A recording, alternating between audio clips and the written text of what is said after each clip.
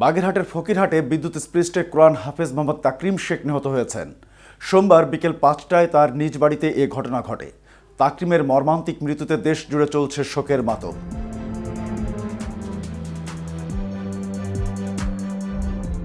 নিহত হাফেজ তাকরিম উপজেলার লকপুর ইউনিয়নের ৯ নম্বর ওয়ার্ডের বাসিন্দা ও মাদ্রাসা শিক্ষক মাওলানা মুসলিম উদ্দিন শেখের ছেলে।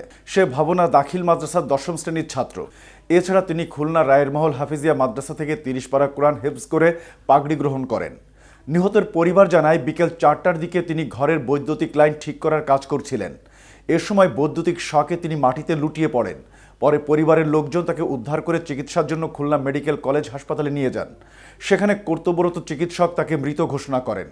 এ ঘটনায় এলাকায় শোকের ছায়া নেমে আসে।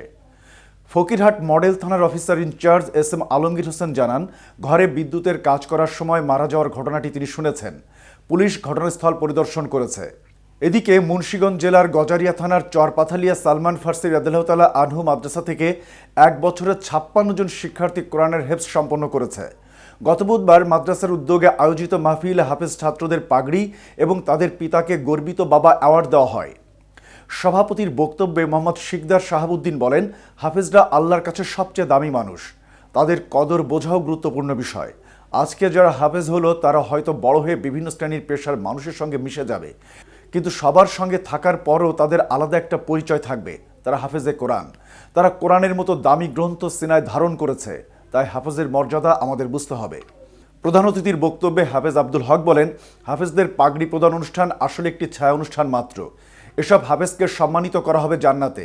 কিয়ামতের দিন আল্লাহ তাআলা হাফেজ ছাত্রদের মা বাবাদের নূরের টুপি পরাবেন। হাফেজদের সম্মান দুনিয়া আখিরাত সব জায়গাতেই সবার উপরে।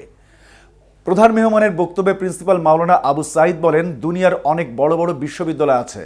অক্সফোর্ড, ক্যামব্রিজ সহ নামকরা অনেক বিশ্ববিদ্যালয়ের কথা আমরা শুনি, কিন্তু আজ যে শিশুটি কোরআন বুকে ধারণ করলো তার মর্যাদা আর কোনো বিদ্যালয়ের শিক্ষার্থীর সঙ্গে মিলবে না।